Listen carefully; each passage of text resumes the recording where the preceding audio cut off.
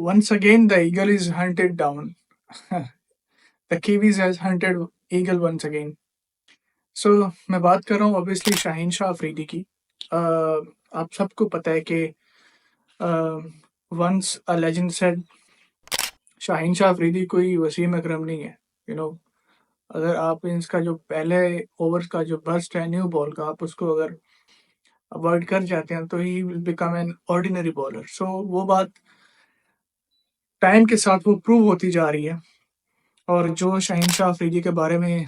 Legends of the game ने ये बात कही है, वो हर बड़े टूर्नामेंट के अंदर वो बात प्रूव हो रही है। It's very sad to see that a bowler like Shaheen Shah Afridi, उनको जब मार पड़ती है, जब कुट पड़ने पे आती है तो वो पड़ी जा रही है, पड़ी जा रही है, and there is no going back. मैं इस लास्ट मैच की बात कर रहा हूँ जो न्यूज़ीलैंड और पाकिस्तान के अगेंस्ट जो टी20 मैच, सेकंड टी20 हुआ है, उसके अंदर शाहीन शाह अफरीदी को 1 ओवर के अंदर 4 छक्के पड़े हैं। I mean can you imagine कि आप पावर प्ले के अंदर बॉलिंग कर रहे हैं और शाहीन शाह अफरीदी जो कि इस लिए जाने जाते हैं कि वो पहले ओवर में विकेट निकालते हैं, दूसरे ओवर में विकेट निकालते हैं, और उनकी जो एवरेज है, जो इकोनॉमी है, वो पिछले कुछ सालों में स्पेशली टी20 की अगर बात करें ओडीआईज़ को निकाल के, तो वो इतनी इम्प्रेसिव नहीं रही है। जो प्राइम थी शाहीन शाह अफरीदी की वो 2020-21 में हमें देखने को मिली, बट उसके बाद 2022 का वर्ल्ड कप आया, उसके अंदर शाहीन शाह अफरीदी का जिस तरह टीम मैनेजमेंट ने वर्कलोड उसको मैनेज किया, और उसके हमें आफ्टर इफेक्ट्स देखने को भी मिले, and then he end up having an injury.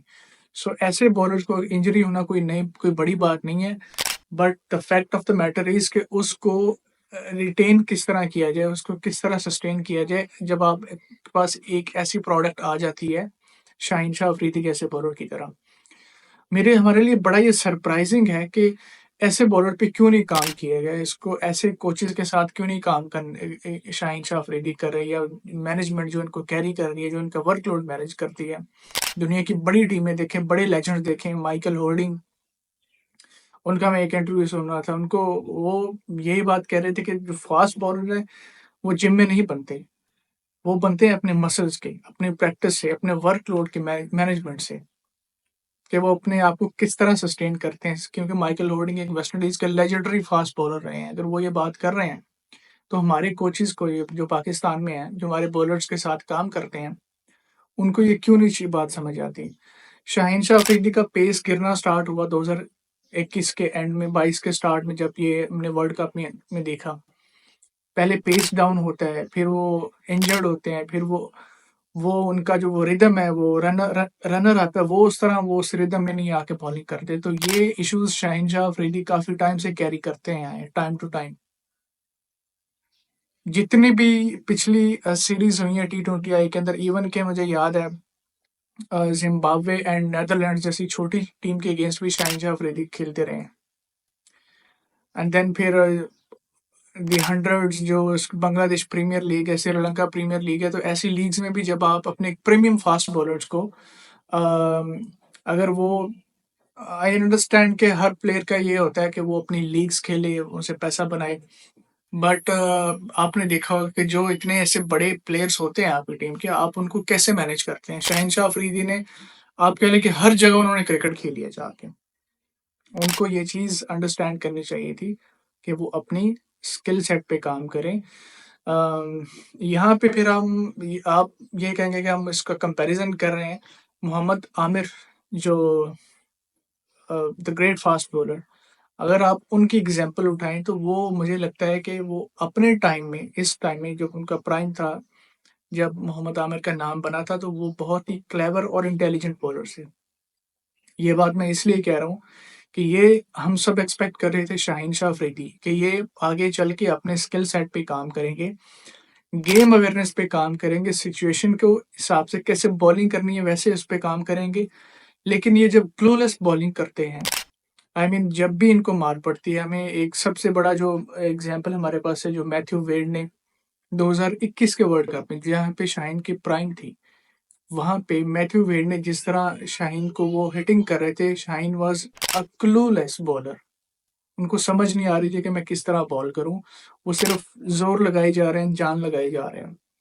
ये कुछ चीज़ें एज़ ए प्लेयर आपको जब आप खेलते हैं, जब आपको इतना एक्सपीरियंस हो जाता है, आपको एक्सपोज़र होता है, तो ये चीज़ें आप वर्क के साथ as a bowler, as a batter आप खुद भी समझ सकते हैं, इन चीज़ को अंडरस्टैंड करते हैं। प्लस आपके साथ इतने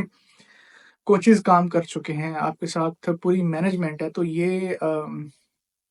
अगेन ये कह लें कि एक एक बड़ा ब्लंडर है पीसीबी की तरफ से भी कि उनको कि क्यों नहीं मैनेज उस तरह किया गया। हमारे पास और भी एग्ज़ाम्पल्स है, एहसानुल्लाह की एग्ज़ाम्पल है, हसनैन की एग्ज़ाम्पल है, जब उनको इंजरी हुई तो उनको पीसीबी ने किस तरह रिटेन किया। शाहीन शाह अफरीदी इसलिए सर्वाइव करते आए हैं, क्योंकि वो प्रीमियम फ़ास्ट बॉलर थे पाकिस्तान के लिए। तो उनको जब ये न्यूज़ीलैंड के अंदर अभी अभी हमने फिर एक जब काउंटर अटैक किया है, 1 ओवर्स के अंदर ऐसे आपके premium fast bowler Shaheen Shah Afridi को 4 छक्के लगना, एक बड़े क्वेश्चन मार्क है, बड़े इस पे सवाल उठ रहे हैं और उठेंगे भी। और मुझे लगता है कि हमें शाहीन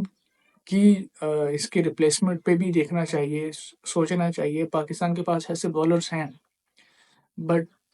फैक्ट इज़ के आपका करियर जब पीक पे है या फिर आप किसी पाकिस्तान जैसी टीम की बॉलिंग लाइनअप के आप अटैक बॉलर हैं और आपको पावर प्ले में इतने रन्स पड़ रहे हैं और आपका लाइन और लेंथ पे कंट्रोल नहीं है, तो there must be something going wrong and आपको उसको चेक एंड बैलेंस करना चाहिए। ये रिस्पॉन्सिबिलिटी सिर्फ शाहीन शाह अफरीदी की नहीं है, उनके साथ जो कोचेज़ काम कर रहे हैं, ये उनकी भी है। और अगर यही सिचुएशन आगे चलती रही, तो मुझे नहीं लगता कि ये बड़े टूर्नामेंट के अंदर, ये तो बायलैटरल सीरीज़ है, लेकिन जब बड़े टूर्नामेंट्स में आएँगे, जैसा अभी हमने रिसेंटली देखा एशिया कप के अंदर देखा है, 2023 के वर्ल्ड कप के अंदर इंडिया के अंदर हमने देखा और अभी ये फिर न्यूज़ीलैंड के अंदर। तो आई होप कि शाहीन इन गलतियों से सीखे और जो है ना अपनी बॉलिंग को इम्प्रूव किया करे, बट उसको ज़रा मेंटली उतना स्ट्रॉन्ग होना चाहिए कि अगर उसको मार पड़ रही है, कुट पड़ रही है, तो वो अपनी किस प्लानिंग से आए, स्ट्रैटेजी के साथ आए।